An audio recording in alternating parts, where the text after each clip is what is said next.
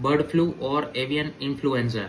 It is a viral infection जो birds के amongst में फैलता है, पर ह्यूमंस को उसकी असर हो सकती है कि नहीं हो सकती है, चलिए हम देखते हैं।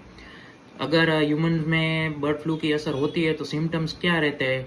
फीवर, सोर थ्रोट, कफिंग या फिर severe pneumonia. It can be deadly as well. वो एक प्रकार का वायरल इन्फेक्शन है और बर्ड के संपर्क में आने से ह्यूमन में फैल सकता है। इसको प्रिवेंट हम कैसे कर सकते हैं? Avoid contact with sick birds, cook poultry properly and practice good hygiene. इसका क्योर है तो इसका अभी यूनिवर्सल क्योर नहीं है। एंटीवायरल ड्रग्स इसमें काम कर सकती है। सो अभी के लिए तो सिर्फ prevention is the only cure for bird flu. Mask जो है वो मास्क भी हम यूज कर सकते हैं, ह्यूमन टू ह्यूमन हम इन्फेक्शन ना फैलाए उसके लिए।